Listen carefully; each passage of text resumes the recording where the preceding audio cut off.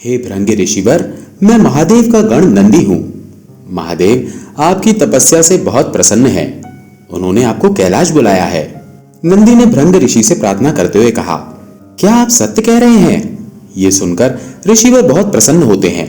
उधर महादेव माता पार्वती से कैलाश में भृंग ऋषि के अतिथि के तौर पर आने पर उनके स्वागत सत्कार की आज्ञा माता को देते हैं।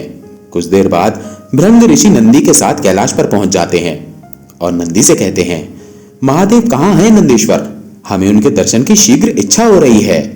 नंदी मुस्कुराकर बोले, ठहरिए ऋषिवर, आप महादेव के अतिथि हैं, इसलिए माता पार्वती के हाथों आपका आदर सत्कार होना आवश्यक है। ऋषि बोले, किंतु मैं तो केवल महादेव के दर्शन के लिए तत्पर हूँ। मुझे किसी माता के आदर सत्कार की आवश्यकता नहीं है। ये सुनकर माता पार्वती बोली, किंतु मैं उनकी अर्धांगिनी हूँ और अपने स्वामी के अतिथि का आदर सत्कार करना मेरा धर्म है। ऋषि बोले, हमने कहा ना, हमें किसी आदर सत्कार की आवश्यकता नहीं है। हमें केवल महादेव के दर्शन करने हैं। ठीक है ऋषिवर, आइए हमारे साथ। ये कहते हुए माता पार्वती ऋषि को महादेव के पास ले गईं। महादेव के पास पहुंचकर भृंग ऋषि की आंखों में आंसू आ गए और वो हाथ जोड़कर उनके समक्ष खड़े हो गए और बड़े ही करुण स्वर में बोले, अपने पावन चरणों में अपने इस भक्त का प्रणाम स्वीकार कीजिए भगवान।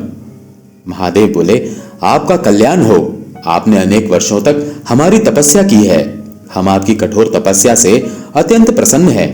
मांगिए, आप क्या मांगते हैं? अब आप मुझे सदैव के लिए अपना गण बनाकर रख लीजिए महादेव, ताकि मुझे आपकी सेवा करने का सौभाग्य मिल सके। महादेव ये सुनकर बोले, मेरे सभी भक्त मुझसे धन वैभव का आशीर्वाद मांगते हैं, किंतु मेरा गण बनने के लिए आपको मेरे संपूर्ण रूप की परिक्रमा करनी होगी। ऋषि बोले, अवश्य महादेव, और वो परिक्रमा लगाने के लिए बढ़ने लगे। तभी महादेव ने उनसे कहा, ठहरिए ऋषिवर, पहले देवी पार्वती को हमारे साथ बैठने दीजिए। ऋषि ये सुनकर बोले, किंतु महादेव, मैं तो केवल आपका भक्त हूँ और आपका भक्त होने के नाते मैं केवल आपकी परिक्रमा करने का इच्छुक हूँ। माता पार्वती महादेव के बगल में आकर बैठ गईं। महादेव मधुर मुस्कान के साथ बोले, ठीक है ऋषिवर, अगर आप केवल मेरी परिक्रमा करना चाहते हैं तो ठीक है, लेकिन इसका मार्ग आपको स्वयं खोजना होगा। माता पार्वती की परिक्रमा ना करना पड़े, इसलिए भृंग ऋषि ने एक सर्प का रूप धारण किया और माता पार्वती का अनादर करते हुए भगवान शिव की परिक्रमा करने का प्रयास करने लगे, लेकिन वो इसमें विफल रहते हैं। एक तेज रोशनी उन्हें रोक देती है। वो बार बार प्रयास करते हैं, लेकिन वो इसमें असमर्थ रहते हैं। वो महादेव से पूछते हैं, आखिर ये किस प्रकार संभव है प्रभु? मैं आपकी परिक्रमा करने में असमर्थ क्यों हो रहा हूं? महादेव बोले, क्योंकि आपने मेरे पूर्ण रूप की परिक्रमा नहीं की। ऋषि बोले, नहीं महादेव, मैंने तो आपके पूर्ण रूप की परिक्रमा करने की कोशिश की, लेकिन मैं उसमें असफल रहा। महादेव ने फिर कहा, आप समझे नहीं ऋषिवर, पार्वती मेरी पत्नी, मेरी अर्धांगिनी और मेरी शक्ति है। उनके बिना शिव कदापि पूर्ण नहीं है। शिव का पूर्ण रूप केवल उनकी शक्ति के साथ ही है, उनके बिना नहीं। ये सुनकर भृंग बोले, नहीं महादेव, एक स्त्री तो केवल पुरुष के पीछे चलने वाली छाया है, उसके अलावा और कुछ भी नहीं। महादेव बोले, माना कि एक स्त्री सदैव अपने स्वामी के पीछे ही चलती है, लेकिन इसका ये कदापि अर्थ नहीं कि वो शक्तिहीन है, बल्कि वो तो पुरुष के पीछे चलकर उसे संभालने वाली उसकी शक्ति है। यदि पुरुष के पास उसकी शक्ति यानी नारी नहीं है तो वो पुरुष अपूर्ण है। मेरी देह का आधा अंग, मेरी शक्ति रूपा मेरी अर्धांगिनी मेरे साथ है, और अगर आपको यकीन नहीं तो आप स्वयं देख लीजिए। तभी शिव और पार्वती दोनों एक दूसरे में समा जाते हैं और शिव जी का अर्धनारीश्वर रूप सबके सामने आता है। महादेव बोले, यही मेरा संपूर्ण रूप है ऋषिवर, आपको मेरे इसी रूप की परिक्रमा करनी होगी, अन्यथा आपकी परिक्रमा सफल नहीं हो पाएगी। ये सुनकर ऋषि बोले, मुझे क्षमा कीजिए महादेव, किंतु मैं केवल आपका भक्त हूँ और केवल आपकी परिक्रमा करने में ही इच्छुक हूँ। अपने भक्त का ऐसा हठ देखकर महादेव बोले, आप प्रयास कीजिए ऋषिवर, इसके लिए मैं आपको नहीं रोकूंगा। इसके बाद ऋषिवर एक भंवरे का रूप धारण कर महादेव की परिक्रमा करने का प्रयास करते हैं, किंतु अर्धनारीश्वर स्वरूप में ऐसा कर पाना नामुमकिन था। बार बार प्रयास के बावजूद भी वो ऐसा नहीं कर पाते, तो क्रोधित होकर वो महादेव के माथे पर डंक मार देते हैं, जिससे शिवजी के मस्तक से रक्त निकलने लगता है। देवी पार्वती ऐसा होते देख अत्यंत क्रोधित हो जाती हैं और वो अपने हाथ के वार से ऋषिवर को नीचे गिरा देती हैं। फिर माता पार्वती और भोलेनाथ दोनों अपने अपने रूप में आ जाते हैं। क्रोध में माता पार्वती कहती हैं, ऋषिवर, इतना अहंकार उचित नहीं। आपने पहले भी मेरा अपमान किया, समस्त नारी जाति का अपमान किया, किंतु मेरे स्वामी को चोट पहुंचाकर आपने अच्छा नहीं किया। खुद को महादेव का भक्त कहकर आप अपने हट को ही ऊपर रखते हैं। समस्त नारी जाति का अपमान करने वाले ऋषिवर, मैं तुम्हें श्राप देती हूं कि तुम्हारे शरीर से वो सभी तत्व नष्ट हो जाएं जो तुम्हें एक नारी से प्राप्त हुए हैं। मां पार्वती के इतना कहते ही ऋषिवर मूर्छित हो जाते हैं और उनका शरीर एक शव के समान बन जाता है। तब महादेव कहते हैं, मैंने तो तुम्हें समझाने का प्रयास किया, किंतु तुमने मेरी बात समझने का प्रयास नहीं किया ऋषिवर। आज जो तुम्हारा परिणाम हुआ है उससे समस्त संसार को यह पता चलेगा कि नारी का अपमान करने वाले के साथ क्या होता है। कुछ देर बाद जब जगत जननी माता पार्वती शांत होती हैं, तो उन्हें ऋषिवर की ऐसी हालत देख उन पर दया आ जाती है और वो महादेव से उन्हें क्षमा करने की प्रार्थना करती हैं। तब महादेव ऋषि भृंगी को एक तीसरा पैर प्रदान करते हैं, जिसके सहारे से वो चलने लगे। महादेव बोले, देखा ऋषिवर, जिस नारी को आपने गलत समझने का प्रयास किया, आज उसी की वजह से आपको नवजीवन मिल पाया है। माता के दिल में अपने प्रति करुणा की भावना देखकर ऋषिवर की आंखों से आंसुओं की धारा बहने लगती है और उन्हें अपनी भूल का आभास होता है। ऋषि प्रार्थना करते हैं, हे माता, मैं खुद को बेहद ही लज्जित महसूस कर रहा हूं, मुझे क्षमा करें। मैं अपने किए का पश्चाताप करना चाहता हूं और आप दोनों की परिक्रमा एक साथ करना चाहता हूं। अगर आपने मुझे क्षमा कर दिया है तो आप मुझे अपने अर्धनारीश्वर रूप का पुनः दर्शन करने का अवसर दें। महादेव और माता पार्वती एक बार फिर उन्हें अपने अर्धनारीश्वर रूप के दर्शन प्रदान करते हैं, जिसके पश्चात ऋषि भृंगी उन दोनों के अर्धनारीश्वर रूप की परिक्रमा कर तृप्त हो जाते हैं। गंगू नाम का एक चोर था। वो चोरी का काम इतनी सफाई से करता था कि पुलिस भी उसे आज तक नहीं पकड़ पाई थी। वो हमेशा चोरी करके पुलिस के हाथों से बच निकलता था। गंगू रोज रात को चोरी के लिए निकलता और किसी न किसी बड़े सेठ के घर में हाथ मार ही लेता था। गंगू की पत्नी ममता उसे कई बार चोरी के लिए मना करती, पर वो अपनी पत्नी की बात नहीं मानता था। उसकी पत्नी उससे कहती, तुम्हें कितनी बार कहा है ये चोरी का काम छोड़ दो। अब तो आसपास के मोहल्ले वाली औरतें भी मुझ पर शक करने लगी हैं।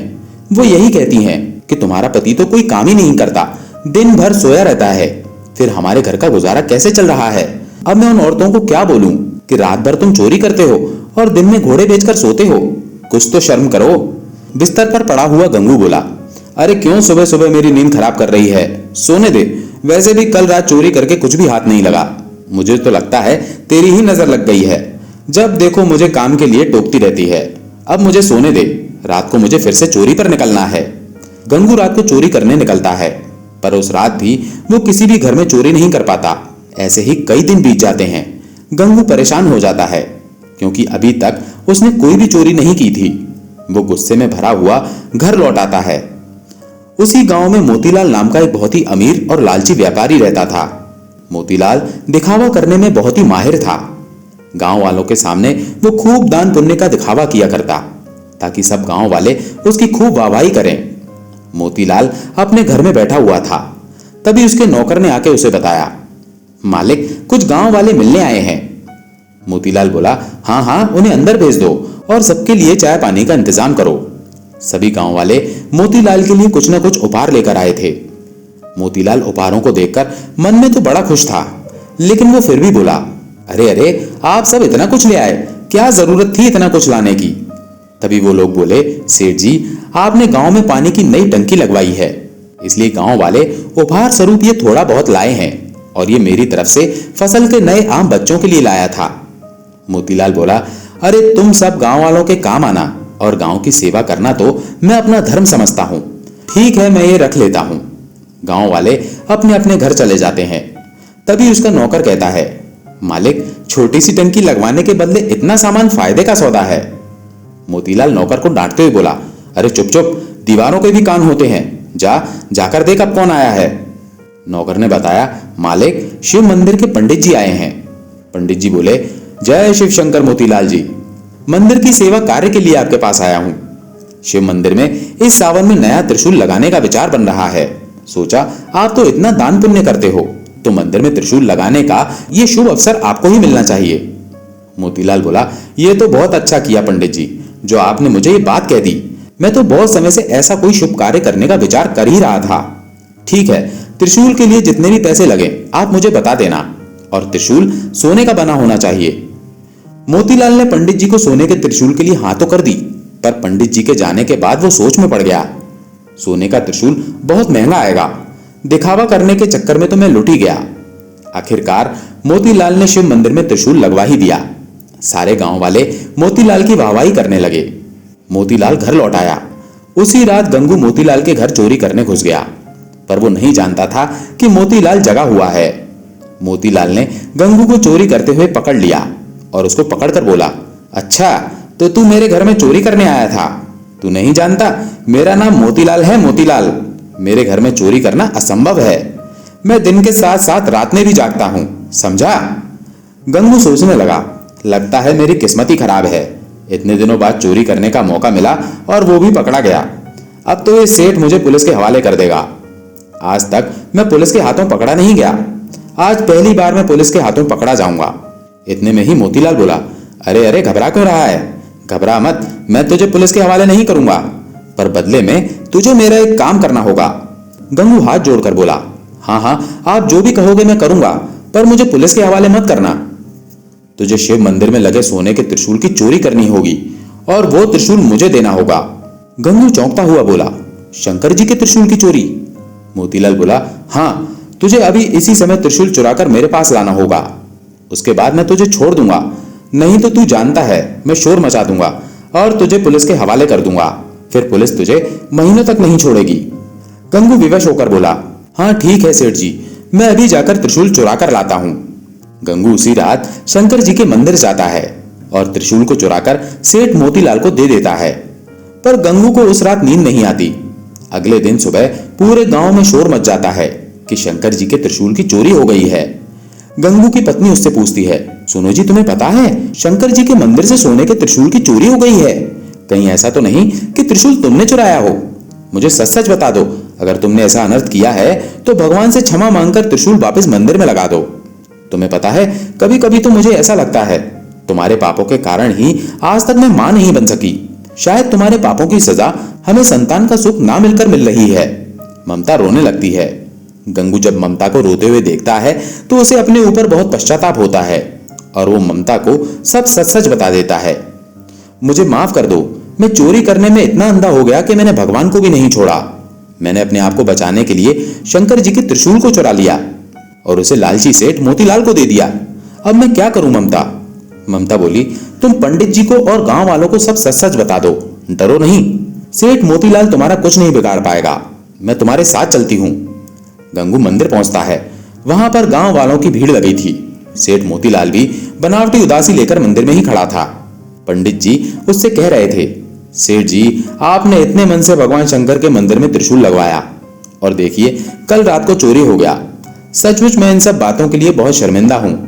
पता नहीं चोर मंदिर के भीतर कैसे घुस गया। मोतीलाल बोला, कोई बात नहीं पंडित जी, भगवान की जैसी मर्जी। अच्छा मैं चलता हूं, कोई और सेवा हो तो बता देना। इतने में ही गंगू बोला, कहां चल दिए पंडित जी? कहीं त्रिशूल लेने घर तो नहीं जा रहे? पंडित जी एकदम से चौंक कर बोले, क्या मतलब है तुम्हारा? क्या तुम जानते नहीं हो कि त्रिशूल चोरी हो चुका है? गंगू बोला, पंडित जी चोरी का त्रिशूल सेठ मोतीलाल के घर पर ही है। अगर आप सबको यकीन ना हो तो आप इनके घर की तलाशी ले सकते हैं। गंगू की बात सुनकर पंडित जी बोले, ये तुम क्या कह रहे हो? सेठ मोतीलाल बहुत ही धार्मिक प्रवृत्ति के व्यक्ति हैं और त्रिशूल तो उन्होंने स्वयं ही मंदिर में लगवाया है, तो फिर त्रिशूल इनके पास कैसे हो सकता है? पंडित जी ये सेठ मोतीलाल देखने में ही धार्मिक है, पर मन से बहुत ही बुरी प्रवृत्ति का है। गंगू पंडित जी और गांव वालों को बीती रात की सारी सच्चाई बताता है, जिसे सुनकर सब लोग हैरान रह जाते हैं। सेठ मोतीलाल के घर की तलाशी लेने पर शंकर जी का त्रिशूल मिल जाता है। पंडित जी मोतीलाल से कहते हैं, सेठ जी ये त्रिशूल अब आप ही रखो। आप अब इस त्रिशूल को मंदिर में लगाने के अधिकारी नहीं है। भगवान तो श्रद्धा के भूखे होते हैं। यदि आपका मन नहीं था दान पुण्य करने का तो आप हम सभी को साफ साफ कह देते। ये दिखावा करने की कोई आवश्यकता नहीं थी। आज के बाद इस शिव मंदिर में आपके दिए पैसों का चढ़ावा नहीं चढ़ेगा। वहां उपस्थित सभी लोग बोले, और पंडित जी हम गांव वाले भी सेठ मोतीलाल के हाथों से कोई धर्म कर्म के कार्य में मदद नहीं लेंगे। हर कोई सेठ मोतीलाल के खिलाफ हो जाता है। सेठ मोतीलाल अपना सा मुंह लेकर घर चला जाता है। गंगू महादेव की मूर्ति के सामने हाथ जोड़कर कहता है, हे भोले शंकर, आज मैं आपके सामने ये प्रण करता हूं कि मैं आज के बाद कभी भी चोरी नहीं करूंगा, हमेशा मेहनत की रोटी कमाऊंगा। पंडित जी भी गंगू से बोले, गंगू, तुमने बहुत ही ईमानदारी का काम किया है, देखना भगवान भोलेनाथ तुम्हें इसका फल अवश्य देंगे। उस दिन से गंगू ने चोरी करना छोड़ दिया। अब वो मेहनत मजदूरी करता था। ममता भी गंगू को मेहनत मजदूरी करते देख बहुत खुश थी। कुछ समय बाद ममता मां बन जाती है और एक बहुत ही सुंदर बच्चे को जन्म देती है। दोस्तों, आशा है ये वीडियो आपको पसंद आई होगी। अगर पसंद आई हो तो वीडियो को लाइक करके चैनल को सब्सक्राइब अवश्य करें। हर हर महादेव।